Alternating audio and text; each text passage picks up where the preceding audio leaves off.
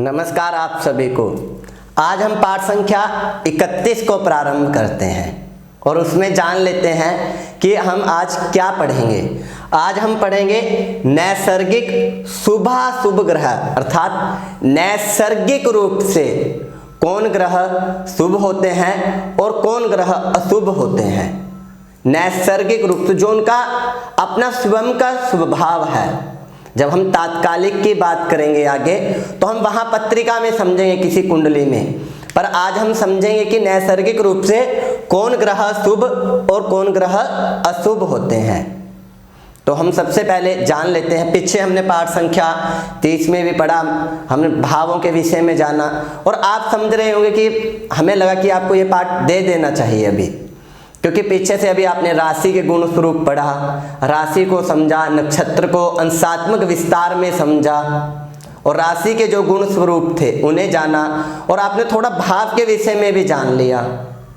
तो अब आप ग्रहों के विषय में जान जाएंगे तो आप कुछ ज्योतिष जान जाएंगे, आप ज्योतिष करना प्रारंभ कर सकते हैं। फिर अब आपके मन में एक प्रश्न आता होगा कि हम ये इतना कुछ आपको यहाँ पर क्यों सिखा रहे हैं, तो हम आपको वो भी बता देते हैं। जब हमने ज्योतिष सीखना प्रारंभ किया था तो हमने देखा कि जहाँ भी हम सीखने जाते वो केवल उच्च नीच, वक्री मार्गी और अस्तपेही और काल सर्प दोष, मंगलिक दोष, यही जाकर वो ज्योतिष खत्म कर देते थे। जो मात्र 2 दिन का, यदि आपको कहें कि यदि आप कंटिन्यू पढ़ाई करें तो 3 घंटे का पढ़ाई है केवल, हम 3 घंटे में इतना सिखा देते हैं। जो वो बात करते थे, वो कहते थे कि आप ये जानते हैं, हम कहते थे जानते हैं जितना, तो कहते बस इतना ही ज्योतिष है और आप बताना प्रारंभ कर दीजिए। हमें लगता था कि कुंडली देखें तो उसमें देखें क्या, 12 भाव बता दिए, ये एक एक नाम से जान लिया, ठीक है, और हम पर कुंडली में देखेंगे क्या, सामने वाले को कैसे बताएं।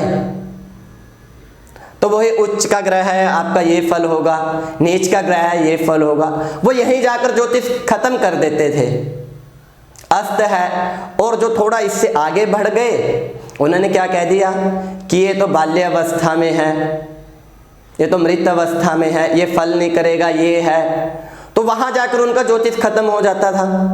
हमें लगा कि शायद यही ज्योतिष होता होगा, तो हमें लगा नहीं, थोड़ा इससे अगर इतने पुराने, बहुत समय, हजारों वर्ष पहले हमारे ऋषि मुनियों ने जो बात लिखी उसमें कुछ तो गहराई होगी, हम इसे समझने का प्रयास करते हैं एक बार। तो उसके बाद हम फिर प्रयासरत रहे, तो वो कहां पर जाके खत्म हो गया, भाव, भावेश और कारक, कि हाँ भाव भावेश को जानते हैं थोड़ा तो आपका ज्योतिष आपको अच्छा आता है कि आपने जान लिया ये तो षष्ठेश है, अष्टमेश है, लग्नेश है, पंचमेश है, तो वहां जाकर ज्योतिष खत्म कर देते थे। तो हमें लगा कि इतना ही ज्योतिष है क्या, या ज्योतिष में कुछ है। पिछले 10 साल से हम इस कार्य में कार्यरत हैं, पिछले 10 साल से हम इसका अध्ययन कर रहे हैं। पहले हम कर्मकांड करते थे, फिर इसको भी हमने कंटिन्यू किया, तो हमने देखा क्या सिर्फ इतना ही ज्योतिष है, ज्योतिष में कुछ है। अगर इसमें कुछ हमें गहराई मिलता है तो हम इसे कंटिन्यू करते हैं, वरना हम अपना और काम कुछ प्रारंभ करते हैं। तो जब हमने इसका अध्ययन करना प्रारंभ किया, हमें मार्गदर्शन मिला गुरुजी से, तब हमें समझ आया कि इसमें कितनी गहराई है। तो हम समझ पाए कि नहीं, यदि आप अपने विवेक से इस उच्च नीच, अस्त या फिर बाल्यावस्था, मृतावस्था अवस्थाओं को छोड़कर इसको गहराई से समझने का प्रयास करेंगे तो आपको बहुत कुछ मिलेगा। हम आपको बार बार एक ही बात कहते हैं कि जिस प्रकार हमने जगह जगह देखा कि कोई ज्योतिष नहीं, वो केवल आपको इतना ही बताएंगे, उच्च का ग्रह है तो आप ये फल बोल दीजिएगा, नीच का ग्रह है तो ये बोल दीजिए, वह वहीं जाकर वो ज्योतिष खत्म कर देते। राशि के यदि हम गुण स्वरूप की बात करें, आप स्वयं जो मेरे चैनल को देखते हैं सीक्रेट ऑफ एस्ट्रोलॉजी को, आप स्वयं जितना आपने अब तक पाठ पढ़ा है, 30 पाठ अभी तक हुआ है, आप स्वयं अपने आसपास घूमकर देखिए, क्या वो राशि की इतनी बात करते हैं। जब हम किसी व्यक्ति के बारे में जान ही नहीं सकेंगे तो हम उसके बारे में क्या बताएंगे। जब आप मुझे जानते होंगे कि मेरा स्वभाव ये है, मेरा गुण ये है, ये चीज़ मुझे पसंद है, ये चीज़ पसंद नहीं है, तो ही तो आप किसी सामने वाले को मेरे विषय में बता सकते हैं। जब आप मुझे जानते नहीं तो क्या बताएंगे। इसी प्रकार जब आप राशि के विषय में कुछ जानेंगे ही नहीं कि राशि का ये गुण है, ये स्वरूप है, तो आप सामने वाले को क्या बताएंगे। तो आप उच्च नीच पे ही ज्योतिष खत्म कर देंगे। आप कहेंगे ये तो उच्च नीच का ही विषय है, इसमें तो अंधविश्वास है, सामने वाले को डराने का नहीं। आप इसकी एक बार समय निकाल के गहराई को समझने का प्रयास कीजिए, आपको बहुत आनंद आएगा। तो आज हम पढ़ रहे हैं नैसर्गिक शुभाशुभ ग्रह, शुभ और अशुभ ग्रह। वैसे यहाँ पर बहुत जगह हमारे उसमें पापी ग्रह भी लिखा गया है, तो हम इसे केवल आपको समझने में आसानी रहे, हमने केवल 2 ही शब्दों में हमने समझाना उचित समझा कि शुभ ग्रह कौन से हैं और अशुभ ग्रह कौन से हैं, केवल इन 2 शब्दों में, कि आपको समझने में आसानी रहे। यदि हम यहाँ पर पापी भी लिख देंगे, क्रूर ग्रह लिख देंगे, तो आप संशय में पड़ जाएंगे। आगे बताएंगे किस प्रकार है, पर आपको समझने में आसानी रहे, इसलिए हमने केवल 2 ही भागों में बांटा इसे, नैसर्गिक शुभ ग्रह और अशुभ ग्रह। और आज से जो हम 31 नंबर पाठ से पढ़ना प्रारंभ करेंगे, अब हम ग्रह के नैसर्गिक गुण स्वरूप को जानेंगे। जिस प्रकार मेरा नैसर्गिक गुण है, मैं किसी का, अपनी माता का बेटा हूँ, भाई हूँ, किसी का चाचा हूँ, इसी प्रकार ये मेरा नैसर्गिक गुण है। इसी प्रकार ग्रहों का भी एक अपना नैसर्गिक गुण है। और तात्कालिक गुण क्या है, मैं ज्योतिष पढ़ाता हूँ, ये मेरा तात्कालिक गुण है। मैं ज्योतिष जानता हूँ, ये मेरा तात्कालिक गुण है कि मैं ये चीज भी जानता हूँ, ये मेरा तात्कालिक प्रभाव है। जब आप मेरे नैसर्गिक गुण को जानेंगे और उसमें तात्कालिक मिलाएंगे, तब तो आप अच्छा बता पाएंगे। इसी प्रकार जब हम ग्रहों के नैसर्गिक गुण को जान पाएंगे और फिर तात्कालिक जब कुंडली देखेंगे, तो आप कितना अच्छा बता पाएंगे, आप स्वयं से देख लीजिएगा। तो आज हम नैसर्गिक रूप से शुभ ग्रह को पढ़ लेते हैं। जो हमारे शास्त्रों में लिखा गया है, नैसर्गिक रूप से केवल 2 ही ग्रह शुभ बताए हैं। कौन? गुरु और शुक्र। आगे जब हम पढ़ेंगे तो हम इसे जब वर्णात्मक विभाजन में पढ़ेंगे तो इससे ब्राह्मण की संज्ञा प्राप्त है। और आप सभी जानते हैं ब्राह्मण तो जो विप्र देवता, वो तो हर कोई चाहता है कि सामने वाले को लाखों का लाभ हो, करोड़ों रुपये का हमारे यजमान को लाभ हो। वो सामने वाले का भला चाहेगा। यदि 1 करोड़ का उसे लाभ होगा तो 1 लाख रुपए तो हमें वैसे ही दान में दे देगा। तो ब्राह्मण तो सामने यजमान का हमेशा भला ही चाहता है। तो इसलिए नैसर्गिक रूप से 2 ग्रहों को शुभ ग्रह कह दिया। पर हम आज के परिवेश की बात नहीं करेंगे, पर शुरू से ही ब्राह्मण का गुण है कि वो चाहता है कि यजमान का भला हो।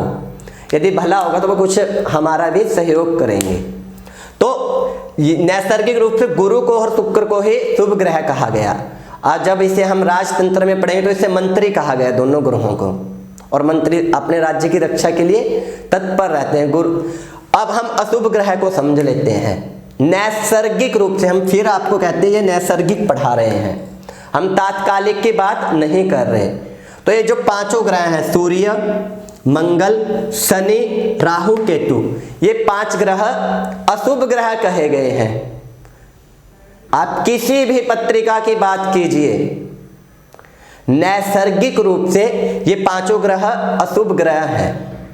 तात्कालिक रूप से जब हम समझेंगे किसी के लिए सूर्य शुभ भी हो सकता, मंगल भी, शनि भी, वो तात्कालिक प्रभाव होगा। तो ये 5 ग्रह शुभ ग्रह कहे गए हैं।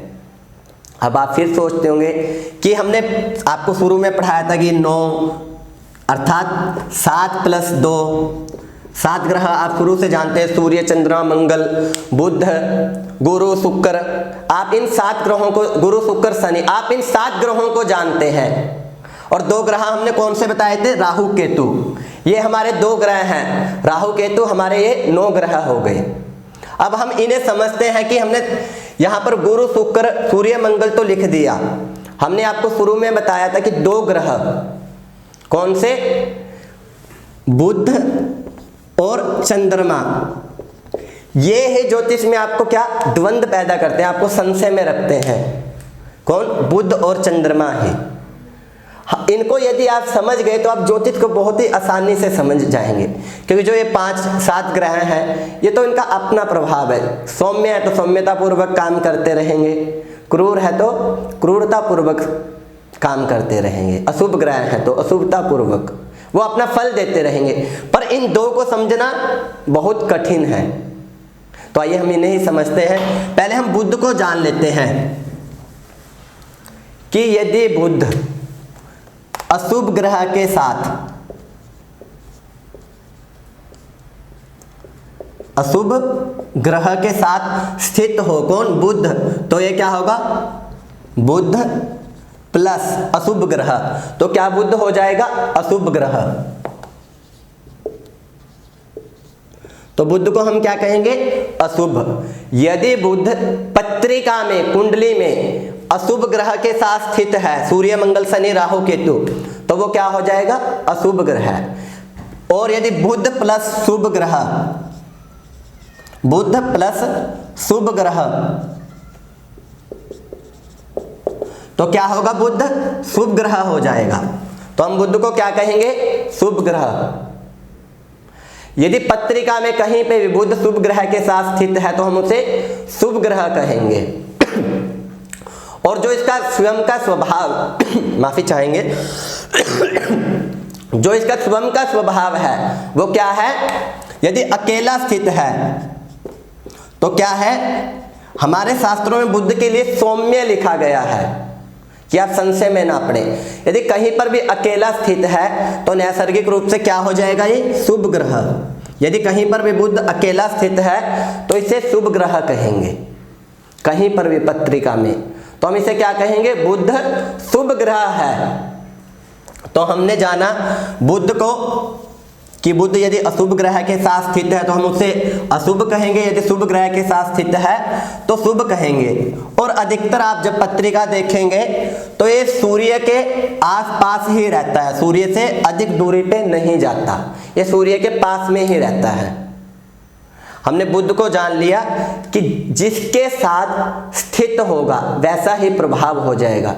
अभी हम 1-2 दिन पहले कुछ पढ़ रहे थे, वहां लिखा होता कि जहां गए जैसा देश वैसा भेष, जहां पर गए जैसा जहां पर गए उसी के हो गए। अर्थात बुध जहां जाता है उसी का हो जाता है, जो गुण उसके अंदर है वही गुण अपने अंदर धारण कर लेता है। सरल शब्दों में आप ऐसा समझ सकते हैं, जैसा देश वैसा भेष, जहां गए वैसे ही हो गए। अगर मेरे पास आए तो मेरे मित्र, आपके पास आए तो आपके मित्र। तो हमने बुध को जान लिया, अब हम चंद्रमा को जान लेते हैं। चंद्रमा, ये जो ये बुध और चंद्रमा, पिता पुत्र, पिता चंद्रमा और बुध कौन, पुत्र, पिता चंद्रमा बुध पुत्र, यही ज्योतिष में द्वंद्व अधिक पैदा, संशय अधिक पैदा करते हैं। चंद्रमा क्या है, पक्ष बली है। 15 दिन अमावस्या में होते हैं, 15 दिन पूर्णिमा में, शुक्ल पक्ष और कृष्ण पक्ष। यदि हम इस चंद्रमा को समझ पाए तो हमें ज्योतिष अच्छे से समझ आएगा। तो हम यहाँ पर एक चित्र बनाते हैं, ब्रह्मांड को फिर दोबारा से समझते हैं, जो हमने आपको पहले पूर्व में समझाया।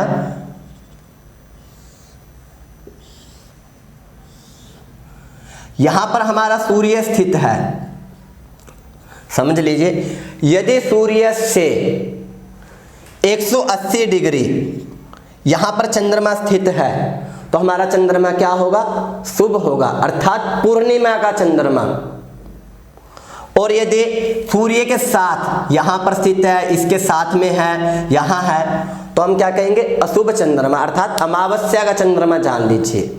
यदि एक ही भाव में सूर्य और चंद्रमा स्थित हैं तो वो आपका अमावस्या का चंद्रमा है, या फिर वो अमावस्या से एक दिन पहले या एक दिन बाद, तो वह आपका अमावस्या का चंद्रमा होगा। तो हमने जाना कि चंद्रमा किस प्रकार है, इसे पक्ष बली कहते हैं। सूर्य से 180 डिग्री दूर यदि स्थित है तो शुक्ल पक्ष का शुभ चंद्रमा, यदि सूर्य के साथ में है तो वो भी अशुभ हो जाएगा। तो हमने ये जाना। हम इसे और नासा क्या कहता है कि सूर्य से 72 डिग्री आगे और पीछे नासा चंद्रमा को अशुभ मानता है, और नासा कहता है कि इस समय प्रभाव अच्छा नहीं होता। सूर्य से यदि 72 डिग्री आगे या पीछे की बात करें तो नासा भी कहता है, और हमारा ज्योतिष भी कहता है।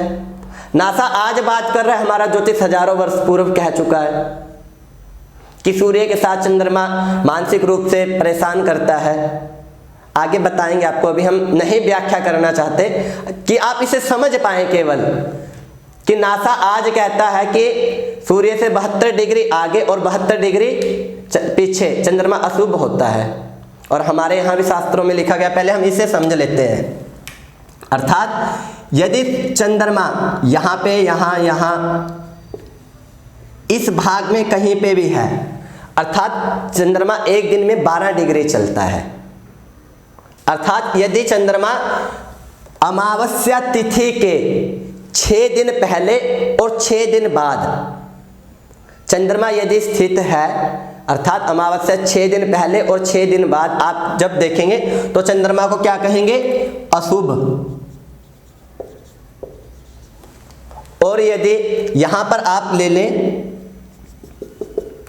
तो यहां पे वो छीन बलि कह देते हैं हम इसे, और यहां पर यदि यहां है वो, अर्थात पंचमी से लेकर आप 10वीं तक, 9वीं तक ले सकते हैं। इधर भी आप ऐसे ही ले सकते हैं, कृष्ण पक्ष और शुक्ल पक्ष में। यदि यहां पर स्थित है तो हम चंद्रमा को मध्यम बलि कह देते हैं। और यदि पूर्णिमा के पास है, पूर्णिमा से 5 दिन बाद या पूर्णिमा से 5 दिन पहले, जो हमारे इसमें शास्त्रों में लिखा गया है, वहां पे कहीं पर पंचमी से लिया गया, कहीं पर अष्टमी के बाद बताया गया है। तो हम नासा वाला अपना लेते हैं कि नासा को भी कभी हम पे संशय ना हो कि ज्योतिष में कितना गहराई है। तो आप नासा के अनुसार समझ सकते हैं कि 6 तिथि पहले और 6 तिथि बाद अमावस्या के चंद्रमा को अशुभ कहा गया। और जब हम 7.5 पढ़ाएंगे तो वहां भी हम इसको ही बताएंगे आगे, और उसके लिए नियम कुछ अलग हो जाएगा। तो यदि यहां पर चंद्रमा सूर्य से 180 डिग्री या फिर पूर्णिमा से पंचमी तिथि तक, अष्टमी तक ले सकते हैं आप, और यहां पर अमावस्या की पंचमी तिथि के बाद, अर्थात कृष्ण पक्ष की पंचमी तिथि आप अष्टमी से लेंगे तो वो अधिक शुभ हो जाएगा। तो हम उसे क्या कहेंगे? यदि इस वाले पार्ट में चंद्रमा है कहीं पे भी स्थित तो हम उसे शुभ कहेंगे, और इस वाले पार्ट में है तो हम उसे अशुभ कहेंगे कि चंद्रमा अशुभ है। अभी हमने पीछे एक अच्छा शब्द ध्यान में आया था, फुल मून लाइट और मूनलेस, मूनलेस लाइट और फुल मून लाइट। आप इसे समझ सकते हैं कि जो इंग्लिश में यूज करते हैं कि हम उसे पूर्णिमा और अमावस्या कहते हैं। उम्मीद है आपको पाठ अच्छा लगा होगा। आप इसकी गहराई को समझिए केवल। यदि आप उसे समझ गए तो आप शायद उच्च नीच पे, इन पे ज्योतिष ना करें। यदि आप आज भी करते हैं तो आप करते रहिए, हम मना नहीं करें, पर आप इसे समझने का प्रयास करें। जिस दिन आप इसे जान जाएं उस दिन आप छोड़ दीजिए। हम ये नहीं कहेंगे कि यदि आप करते हैं तो हम आपको गलत नहीं कहेंगे, आप करते रहिए, पर जब आप इसका अध्ययन कर लें तो आप उसे छोड़ दीजिए ना। जब आप ज्योतिष का अच्छा ज्ञान प्राप्त कर चुके हैं तो फिर भी आपको क्या जरूरत है करने की? तो आप ज्योतिष के अपने कुछ ज्ञान में वृद्धि कीजिए। हम हमेशा आपको क्यों कहते हैं कि पाठ को क्रम से देखिए। यदि आप क्रम से देखेंगे तो आपको आनंद भी आएगा, और जो इसकी गहराई है, हम हमेशा कहते हैं इसकी गहराई को समझने का बात कीजिए तो वो आपको समझ में आएगा। उम्मीद है आपको पाठ अच्छा लगता होगा। यदि अच्छा लगता है अपने मित्र बंधु प्रियजनों के साथ शेयर करें। आपके शेयर करने से वो भी ज्योतिष को गहराई से, और ज्योतिष में जो अंधविश्वास फैला हुआ है वो उससे बच सकेंगे, क्योंकि हमारा उद्देश्य है कि हम ज्योतिष को अंधविश्वास से दूर कर दें। ज्योतिष में अंधविश्वास की कोई भी हमारे मित्र बंधु बात ना करें। तो इसलिए हम इसे इतना गहराई से समझाने का प्रयास करते हैं कि आपको अच्छे से समझ आ सके। चैनल को लाइक, शेयर और सब्सक्राइब अवश्य करें, क्योंकि यदि आप ऐसा करेंगे तो आपको जैसे ही हम वीडियो अपलोड करेंगे तो आपके फ़ोन पे वो नोटिफिकेशन आ जाएगा कि वीडियो अपलोड हुआ है, और आप देख सकते हैं, और आप ज्योतिष का जो आपका ज्ञान है उसमें कुछ वृद्धि कर सकते हैं। उम्मीद है आप क्रम से ही पाठ को देखेंगे। आप सभी को नमस्कार।